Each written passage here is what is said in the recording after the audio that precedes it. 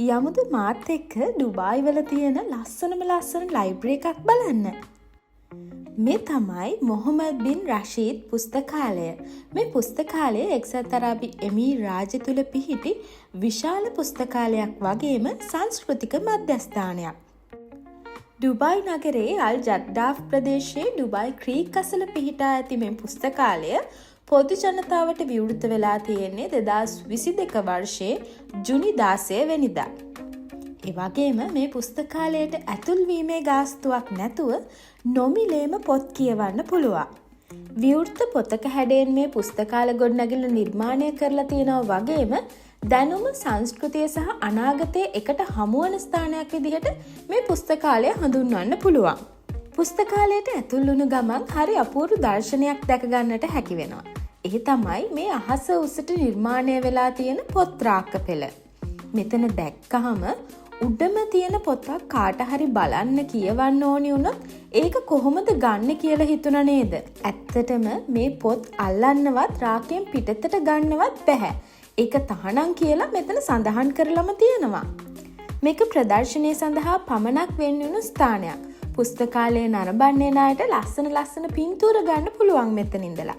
මේ ස්ථානයේ අපි දන්න සාමාන්‍ය පුස්තකාලයක් වගේ නන් නෙවෙයි. කොට්ටාශ කිහිපයක් යටතේ වර්ගීකරණය කරලා ඒ සඳහා වෙන් වශයෙන් ස්ථාන නිර්මාණය වෙලා තියෙනවා. කියවලා ඉවර පොත් ආයෙ රිටර්න් කරන්න ස්මාර්ට් කවුන්ට් එකකුත් තියෙනවා. තට්ටු 7කින් සමන්විත මේ ගොඩනැගිල්ලේ විවිධ ශේෂ්ත්‍රයන් පිළිබඳ අන්තර්ගත වන පොත්පත් ඇතුළත් සාමාන්‍ය පුස්තකාලයක් වගේම ළමයින් සඳහා මෙන්ම තරුණ පිරිස සඳහා වෙන්වුණු පුස්තකාල පරිශ්‍ර දෙකක්ද තියෙනවා. අරාබි භාෂාවෙන් මුද්‍රිත පොත් ඒකකය, මාධ්‍ය තොරතුරු මධ්‍යස්ථානය, ඒ වගේම ව්‍යාපාරික පුස්තකාලයක් මෙන්ම පොත් කියවීම සඳහා වෙනම ස්ථානයක්ද මේ ගොඩනැගිල්ල තුල පවතිනවා. තමන්ට අවශ්‍ය පොත තෝරගෙන නිදහසේ කියවන්න පුළුවන් ලස්සන වටපිටාවක් නිර්මාණය වෙලා තියෙනවා වගේම පාඩම් වැඩ කටයුතු තනිහා කණ්ඩායම් වශයෙන් සිදු කිරීමට අවශ්‍ය පහසුකම් මේ පුස්තකාලය ඇතුළේ ඒකකයන් වශයෙන් නිර්මාණය වෙලා තියෙනවා. මේ පුස්තකාලයට කලාපීය සහ ගෝලීය වශයෙන් සිදුවීම් දියත් කිරීම සඳහා දේශන සහ සම්මන්ත්‍රණ ශාලා පහසුකම් මෙන්ම රඟහලක්ද ස්ථාපිත වෙලා තියෙනවා. පොත්පත් රාශියක් සහ දත්ත ගබඩාව තමා මේ පුස්තකාලේ තියෙන විශේෂත්වය. ලැයිස්තුගත පොත්, ඩිජිටල් පොත් සහ ශබ්ද පොත් මිලියන ගණනක් ඇතුළත් කරලා තියෙනවා වගේම කතන්දර කියන රොබෝවරුන්ද අපිට දකින්න හම්බුණා. මේ ලයිබ්‍රරි එකේ මම දැකපු සුවිශේෂීම ස්ථානය තමයි Treasure of the Library ලෙස සඳහන් කරලා තියෙන කෞතුකාගාර කොටස. පැරණි පොත්, වාර්තා සටහන් මෙන්ම පුරාවිද්‍යාත්මක වටිනාකම් සහිත භාණ්ඩත් සිතියම් හා චිත්‍ර ප්‍රදර්ශනයක් මෙහි අන්තර්ගත වෙලා තිබ්බා. ඉස්ලාම් ආගම හා බැඳි සටහන් මෙන්ම කුරානයේ විවිධ පරිච්ඡේද, කැලිග්‍රැෆි සටහන් පවා ඉතාමත් සුරක්ෂිත ලෙස දර්ශනය කරලා තියෙනවා. ඒ වගේම මේ QR කෝඩ් එක අපේ මොබයිල් එකෙන් ස්කෑන් කරාට පස්සේ ඒ පිළිබඳ තොරතුරු ශ්‍රවණය කරගන්න පුළුවන්. පැරණි ලේඛන කලාවේ භාවිතයන් එකතුවකුත් දක්නට ලැබෙනවා. පෑන්, තීන්ත බඳුන්, කඩදාසි කැපීම සඳහා භාවිතා කරන ලද කතුරු සහ විසිතුරු ලෙස සකස් කරන ලද ලේඛන උපකරණ බහලුම් ප්‍රදර්ශනයක් තියෙනවා. විවිධ දේශාටන වාර්තා, සිතියම්, දේශපාලන අවදීන් පිළිබඳ වාර්තා සහ පොත්පත් මෙහි අන්තර්ගතයි. මැද පෙරදිග සංස්කෘතිය පිළිබඳවත් වෛද්‍ය විද්‍යාව සහ තාරකා විද්‍යාවේ යම් ලියවිලිත් දකින්නට ලැබුණා.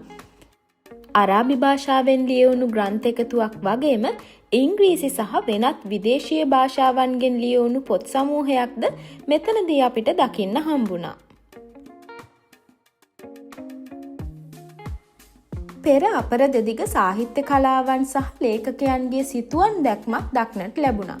වාල්මීකිගේ රාමායනය ග්‍රන්ථය මෙන්ම ශේක්ස්පියර්ගේ නාට්‍ය කෘතිත් ඒ තුළ අන්තර්ගතයි.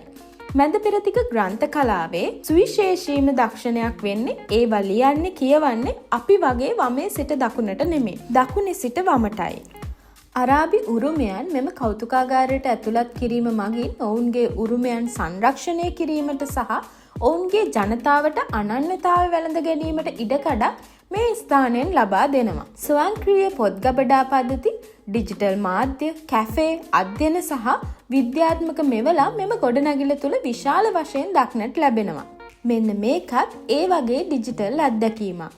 මේ ලාච්චුවේ විවිධ කතා ඇතුළත් කාඩ්පත් තියෙනවා. මෙතනින් Taman කැමති කාඩ්පතක් තෝරගෙන මේ රාමුවෙන් තිබ්බහම තිරේ කතන්දරේ දිස් වෙනවා. දකුණු පස රවුම කරකවමින් තිරේ එහා මෙහා කරලා අපිට කතන්දරේ කියව ගන්න පුළුවන්. අපි තෝරගත්තේ ඩුබායි මේ වෙනකොට ඉතාමත් දියුණු රාජ්‍යයක් බවට පත් කරපු අල් මක්තුම් නායකතුමාගේ මයි ස්ටෝරි ලෙස දක්වලා තිබ්බ කතාව. එතුමා ගැන විස්තරයක් මං ඉස්සරහට ඔයාලට ගේන්නම්. ඇත්තටම කිව්වොත් ඔහු ඉතාමත් විශිෂ්ට නායකයෙක් වගේම දියුණු දැක්මක් තියෙන පුද්ගලයෙක්. නැත්තම් මේ වගේ පුස්තකාලයක් නිර්මාණය කරයිද කියන්නකෝ. A World in Your Language වැඩසටහන මගින් වෙබ් අඩවියේ ඇති විවිධ පොත් විවිධ භාෂාවලින් කියවීමට සහ ඇසීමට AI තාක්ෂණයේ භාවිතයෙන් හැකියාව ලැබෙනවා. පුස්තකාල පරිශ්‍රය තුළ අන්තර්ජාල පහසුකම නොමිලේ පවතින නිසා අධ්‍යයන කටයුතු සහ කියවීම් කටයුතු විද්‍යුත් මාධ්‍යයෙන් සිදු කර ගැනීමේ හැකියාවක් තියෙනවා. පුස්තකාලයේ එලිමහන් ප්‍රදේශයේ World Language Garden එකක් තියෙනවා. මේක කුළුණු මගින් තමයි නිර්මාණය කරලා තියෙන්නේ. අපේ රටේ සිංහල භාෂාවෙන් ලියවිලා තිබ්බ කුළුණකුත් තිබ්බා. මේ තියෙන්නේ ඒ කුළුණේ ලියවිලා තිබ්බ දේ. හැදෙන මිනිස්සෙකුට මේ ටික කියෙව්වත් ඇති. ඉතින් ඔන්න ඔය වගේ විස්තර ටිකක් තමා මේ පුස්තකාලය ගැන කියන්න තියෙන්නේ. ඩුබායි අවට ඉන්න කෙනෙක් නම් අනිවාර්යයෙන් මේ පුස්තකාලය නරඹන්න යන්න. තවත් ලස්සන විශේෂ ස්ථානයක් ගැන මේ වගේ තොරතුරු අරගෙන ආයෙත් මං එන්නම්.